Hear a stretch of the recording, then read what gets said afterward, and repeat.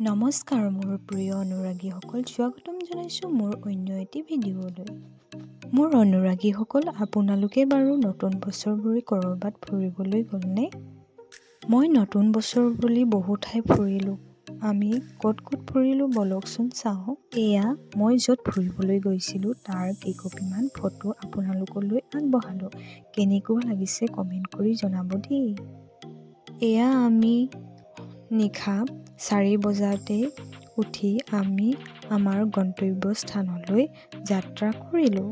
মোৰ অনুৰাগীসকল, যিহেতু আমি ডিব্ৰুগড়ৰে নিবাসী, সেয়েহে আমি ডিব্ৰুগড়ৰ পৰা অৰুণাচললৈ বুলি বহুত দূৰ আগুৱাই আহিলোঁ। ডিব্ৰুগড় টু অৰুণাচল প্ৰদেশ আহোঁতে আমি বিভিন্ন ধৰণৰ জীৱ-জন্তুৰ লগতে আমি পাহাৰ পৰ্বতো দেখা পালোঁ।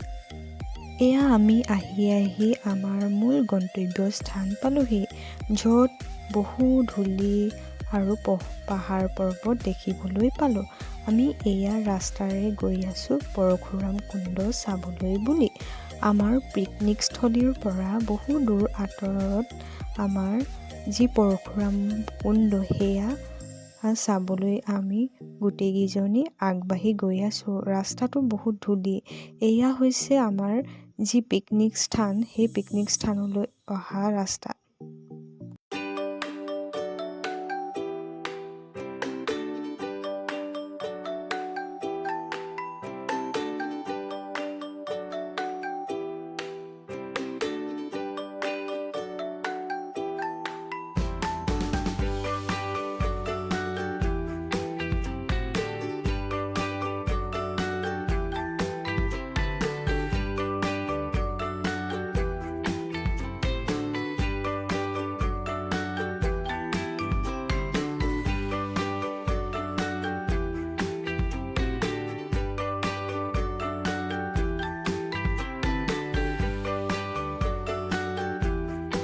এয়া হৈছে আমাৰ পিকনিকস্থলী চাহৰ আয়োজন।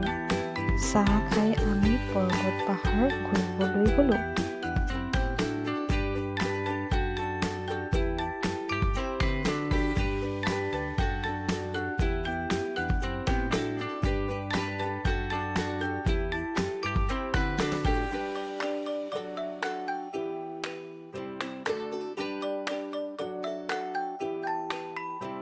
আমাৰ পিকনিকস্থলীৰ পৰা বহু দূৰত যি আমি চাবলৈ গৈছোঁ, সেয়া আমি চাবলৈ গৈ আছোঁ। তাত বিৰাট জমনি কথা জানেনে? তাত বহুত ধূলি দেখিছেনে? এইবিলাক বহুত শিলগুটি, আমাৰ যে ভৰি বগা হৈ গৈছে, ইমান ধূলি নহয়। আপোনালোকে যদি যায় ন, তাত চেণ্ডেল এযোৰ লৈ যাব। আৰু ইমান সৰু ৰাস্তা যে তাত দুখন বাছ একেলগে যাবও নোৱাৰে। ইমানেই সৰু ৰাস্তা যে পিকনিকস্থলী যিডোখৰ আছিল আমাৰ, সেইডোখৰ যে ইমানেই সৰু ৰাস্তা, বহুত টাইম লাগিলে এই গাড়ী দুখন পাৰ কৰিবলৈ।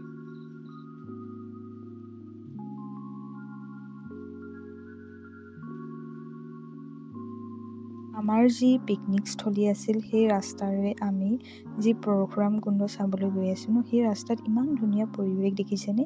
এয়া হৈছে নগাসকলৰ যিবিলাক ৰেষ্টুৰেণ্ট, সেই ৰেষ্টুৰেণ্টবিলাক। এয়া হৈছে আমি যি সোমাই গৈছিলোঁ পিকনিকস্থলী, সেই মেইন ঠাইডোখৰ মানে।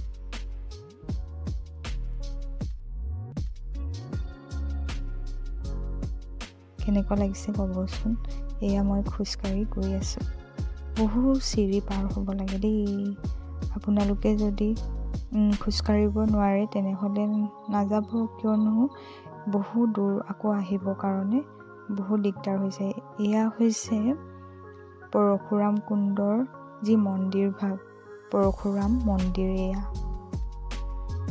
বলকচোন যাওঁ আমি পৰশুৰাম কুণ্ডলৈ বুলি।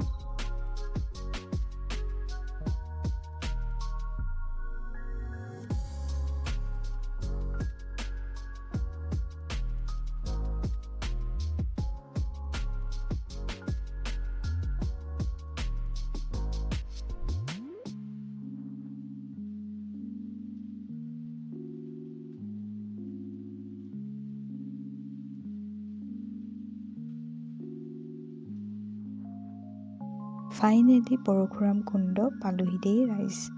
আহি পালোহি দেই। এয়া হৈছে পৰশুৰাম কুণ্ডৰ যি লুইত আৰু ব্ৰহ্মপুত্ৰৰ সংগমস্থল। ইয়াতেই মিলন হৈছে ব্ৰহ্মপুত্ৰ আৰু লুইত নদীৰ।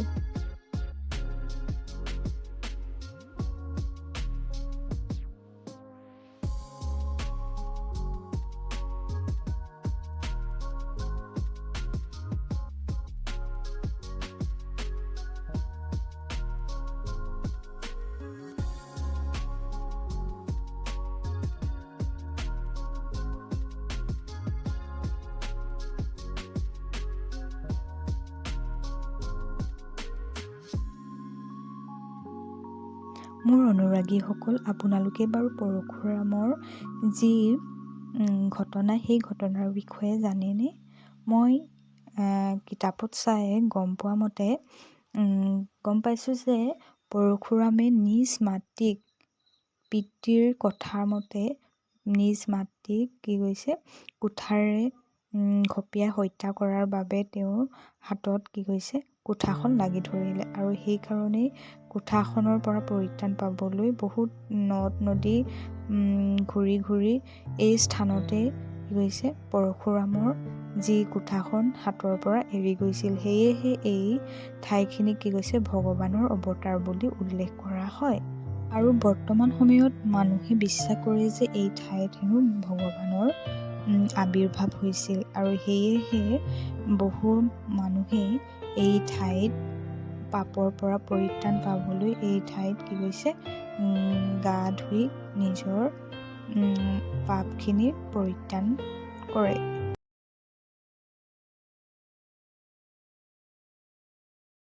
এয়া আমি আহি পুনৰ আমাৰ যি পিকনিকস্থলী সেয়া পালোহি।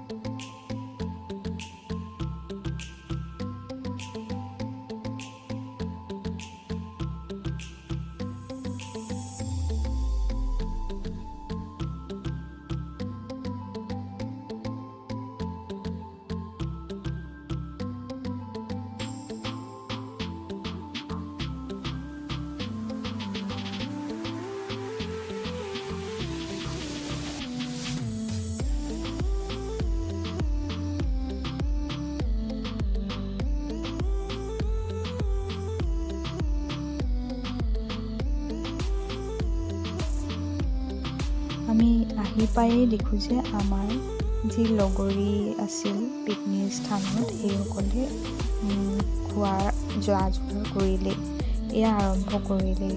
বহুত ভাল লাগিল তাত গৈ। আপোনালোকেও যাবচোন, ইমান ধুনীয়া পৰিৱেশ, পাহাৰ পৰ্বতে ভৰা, আৰু যি পানীখিনি চাবচোন ইমান ধুনীয়া, তাৰ পৰাই যেন গা পা ধুই খাব পাৰি সেনেকুৱা চাফা, আৰু ইমান ধুনীয়া পৰিৱেশ। বহুত ভাল লাগিল দেই তাত গৈ। ভাত চাত খাই আমি পুনৰ আমাৰ গন্তব্যস্থানলৈ অৰ্থাৎ ডিব্ৰুগড়লৈ যাত্ৰা কৰিলোঁ। মোৰ অনুৰাগীসকল, আপোনালোকে মোৰ ভিডিঅ' চাই কেনে পালে জনাবচোন, আৰু আগলৈও এনেকুৱা ধৰণৰ ভিডিঅ' দিবলৈ চেষ্টা কৰিম, আৰু কেনেকুৱা ধৰণৰ ভিডিঅ' লাগে তাকো কমেণ্ট কৰি জনাব। বাই বাই গাইজ, ধন্যবাদ।